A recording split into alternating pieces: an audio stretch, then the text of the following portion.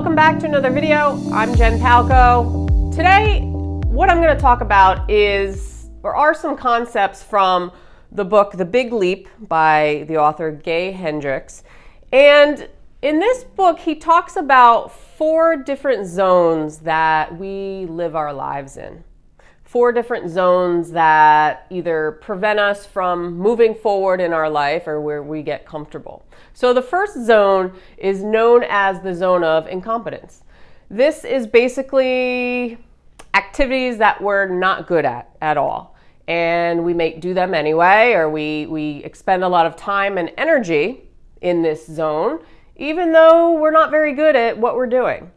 The second zone is the zone of competence. So this is where you are competent at something, but other people can do it just as well as you can. So a lot of people, especially successful people, might get stuck in this zone and they're doing things that they're competent at, but other people can do them just as well. You can delegate to somebody else, but oftentimes we do not.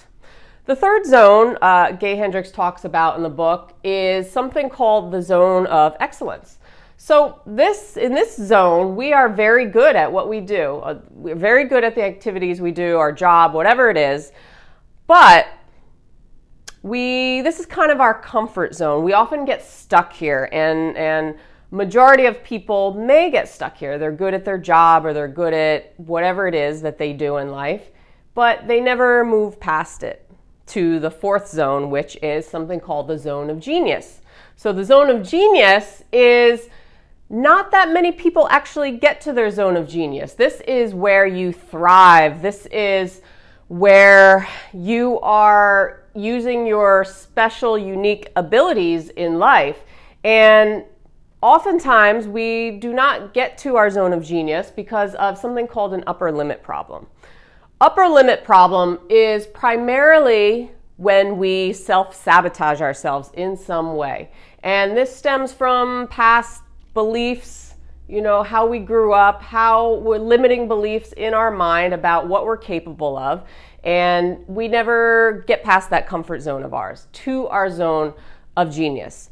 So upper limit problems are, say, you find yourself becoming very successful, but you do something to create some sort of drama or problem in your life to self-sabotage yourself in a way, to never get beyond that point and to keep you stuck in your comfort zone pretty much.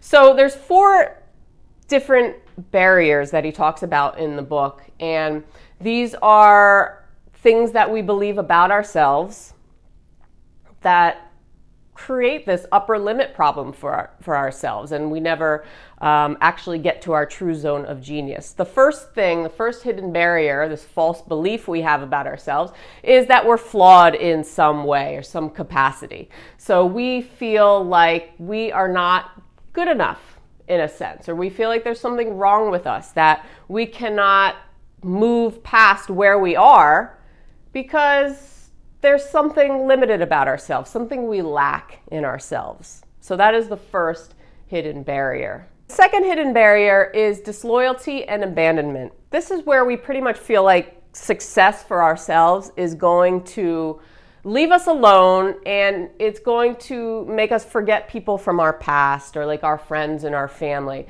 and in a sense, abandoning them because of this newfound success. The third hidden barrier he talks about in the book is believing that success will bring on a bigger burden for ourselves. So everything that comes with success. And oftentimes this is fear-based because we feel like success is, if we are successful, then we might be a burden to our friends or our family, or we have past limiting beliefs that we were a burden as a child or something like that with our families. And this carries over into later on in our lives.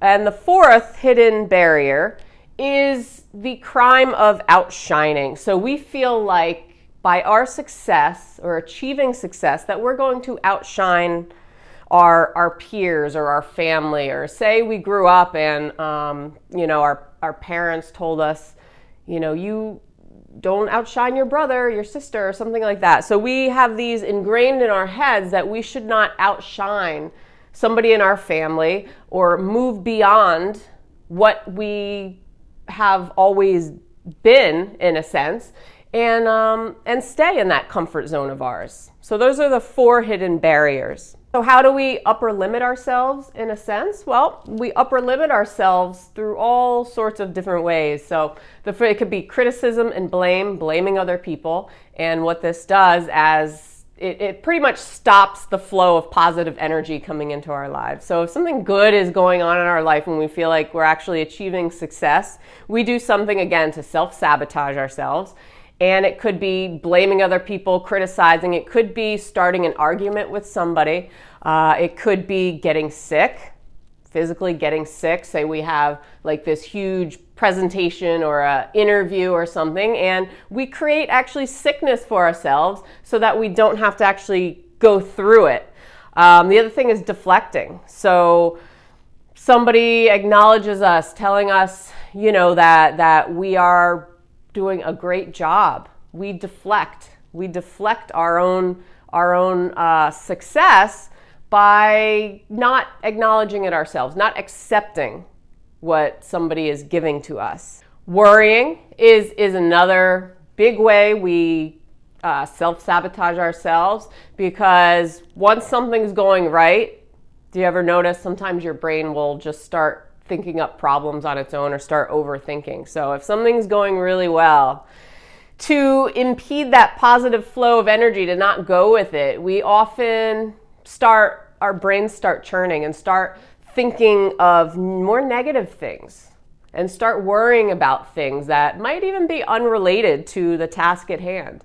And we worry and we worry and we worry. And then what happens, we end up worrying so much that we put ourselves into this negative frame, and we just stop that positive flow of energy of success in our lives because we're upper limiting ourselves. The other thing, I mentioned arguing, squabbling, he mentions in the book, how oftentimes, say, a husband and a wife will start arguing, or they find that, say, money just came into their life and something good, something positive, but one person starts an argument with the other, could be something completely unrelated. This is actually upper limiting ourselves. So the argument could actually have nothing to do with anything, with money or with anything, but this is a way we upper limit ourselves and never move past beyond to that zone of genius, which is where we thrive.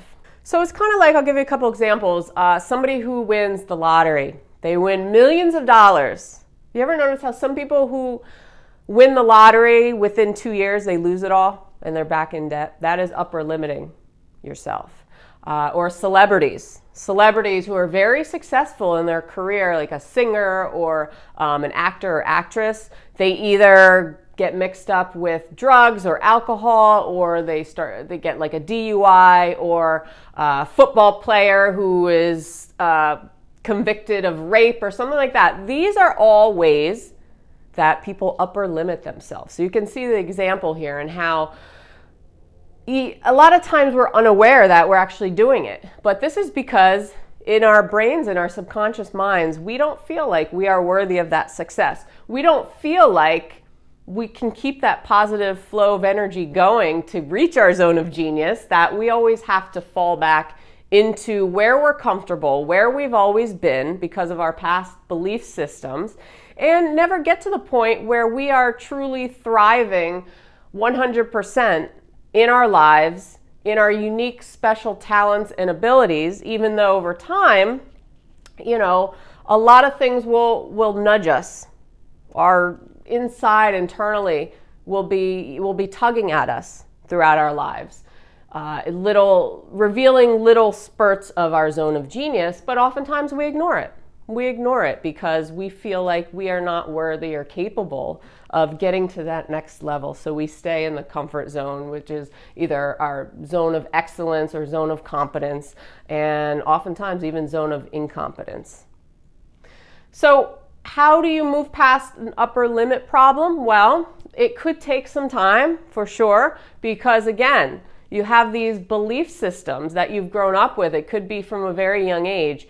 But the first thing is to recognize when you have these hidden barriers, or what is preventing you, when you are stirring up some kind of issue for yourself or some kind of drama that's preventing you from getting to that next step. So if you see that things are going well and then suddenly you find that you start an argument or you get in a car accident or you're sick or injured or something like that, you have to recognize and be aware of when that stuff happens. Because the more aware of it you are, the more you can work to change it and move past it. Okay, and sometimes it will take a little bit of time. The other thing you can do, if you're overthinking, if you're worrying, you have to ask yourself, well, is this something I can do something about right now? What can I do about this right now? And if there's nothing you can do about it, then you have to move on and not let your brain take over. So awareness is key, and you have to start living your life on a more positive scale. You have to start switching the mindset. Okay, so awareness is number one, and number two, you have to start switching the mindset to when something good happens, when something positive happens in your life, to recognize it, to accept it, to acknowledge it. Because a lot of times we don't acknowledge it and we deflect, or we go back into our old ways. But the more you focus on when something positive happens and you accept it into your life, and you're grateful for it, then that is what's going to get you further in life from your upper limit issues. Okay, so if you have not read The Big Leap by Gay Hendricks, I definitely recommend it. It's a great book. It's a pretty easy read as well, so it's not like 700 pages or anything. So that's it for today, guys. I hope you all have a great day. If you have not subscribed below, please subscribe. I would most appreciate it. And other than that, I hope you all have a great day.